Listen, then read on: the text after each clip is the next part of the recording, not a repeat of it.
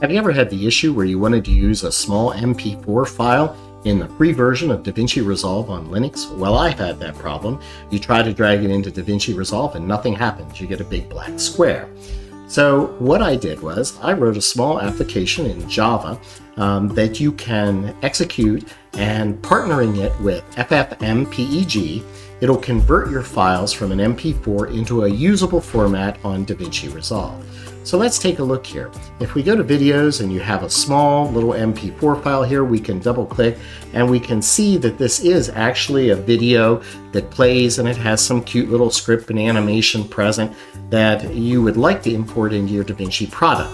But we can't do it because what happens?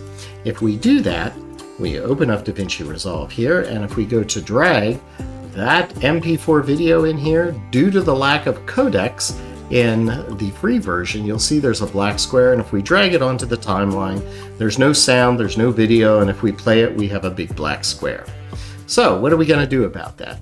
There's a little utility that's built into Linux that is called FFMpeg, and with certain parameters, it will in fact convert this into a usable file for the free version of Davinci Resolve. And I've written a Java application that will do this for you.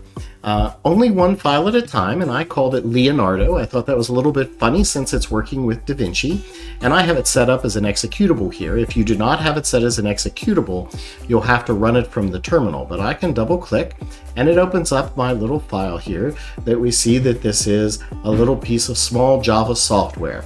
We're going to browse to where I had my video present, and there's my fun text video, and you can see that it's going to output this to the same directory with an MOV. Now you're going to hit press convert, and it's going to take a little bit of time.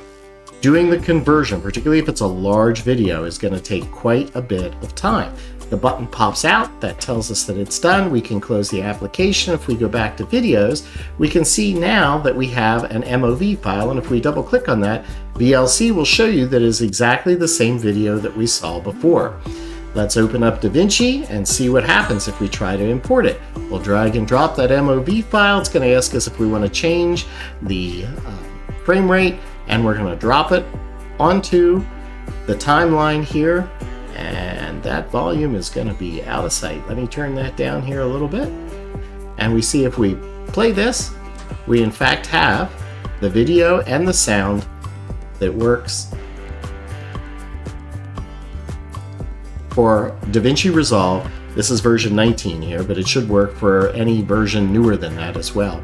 That you can drop this in and you should work perfectly well. So if you thought this was helpful, you can find my little app on Gumroad, and I would appreciate any comments. Thanks a lot. We'll see you there. Bye.